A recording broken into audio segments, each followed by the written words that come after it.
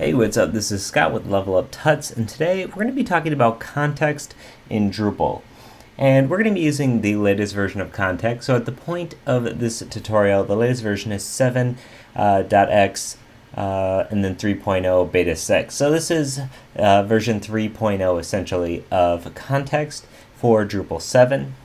And what context is it's a very important module that I feel like is used on a considerable amount of sites. And so context allows you to define conditions to modify things. Basically, you give it some sort of a definition based on it's this path or this type of node, and then you're able to do various things based on that.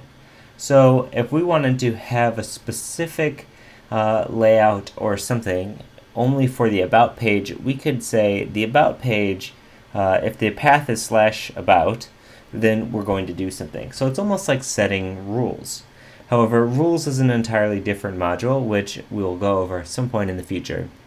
So what's cool about context is if you're using it in addition to the Omega theme, there's actually a special module called Delta that allows you to do some really, really great stuff, and almost specifying entire new layouts and new responsive patterns for different types of pages, which is really, really powerful. And we'll get into that in a little bit. But first, we're just going to show you a super basic example.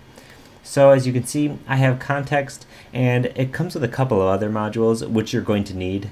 Context UI, because without the UI, it's just not there. And you don't really need context layout, but enable it because there's some cool stuff in there too. But yeah, context UI, you can't use it really without the UI. So let's come in here, and we're going to go to structure, and then context is just right here. And you can see I have a context already made for the projects page. And this is actually doing what I just described. It's having a delta. So you'll notice on the About page here, if I show you the blocks, we have the sidebar second and this main content. However, when you go to projects, that sidebar is nowhere to be found, and this content takes up the entire width. That's because I wanted these images to take up the entire width here. So, like I said, we're not going to do that this time, but we are going to modify some other things using context. So let's click Add here. And one of the frustrating things about context is its name has to be its machine name.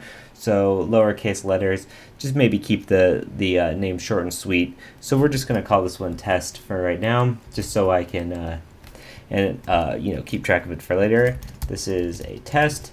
In the descriptions where you can give it a little bit more information. And now we have this checkbox, but we're going to skip that for a second, and we're just going to look at these conditions and reactions. So the condition is something that must be met for this context change to happen. So if you click on conditions, you'll see what sort of options we have. Views, so if it's a particular view page, you can do something. A user page, a particular user role, taxonomy term, path, taxonomy itself, a node type, menu, or context. So there's a lot of stuff here, but I think the easiest one to grasp is just path. So path is the same as sort of your blocks, right? So if we want to do something to the About page, we would just want to grab the About path, which is really just /about. And if I had other pages in this About section, if this was a larger site, we could have it be About/ and then asterisk to catch anything that's a subpage of About. And since I don't have that, I'm not going to worry about this, but I'm going to throw it in there just in case there's any particular situation that ever would arise that I wanted to have more about pages with other information. So I'm gonna have this just like this, mostly as an example for you. And then we have reactions, and based on the word reaction, you can probably guess that this is the stuff. Let me just make this a little bit larger. This is the stuff that happens after this condition is met. So you're on the About page, this is what's going to happen. Notice how you have options blocks, which allows you to add a block. Breadcrumb, which allows you to set the breadcrumbs. You can give the page a class and stuff like that. You can specify regions. If we click on menu, you can see the menu active class using context, so you can give this particular menu an active class. So it's pretty darn cool. It allows for all sorts of stuff. You might not see some of these options like Delta because that's a separate module. But let's try one out here. Let's add a block. And you'll notice we have all of our regions here, all of our areas. So we can add something to the main content. And to do that, it's actually sort of weird. Down here you have to click a checkbox. So let's see what sort of blocks we can have. Let's find one that'll be really obvious if it wasn't there before.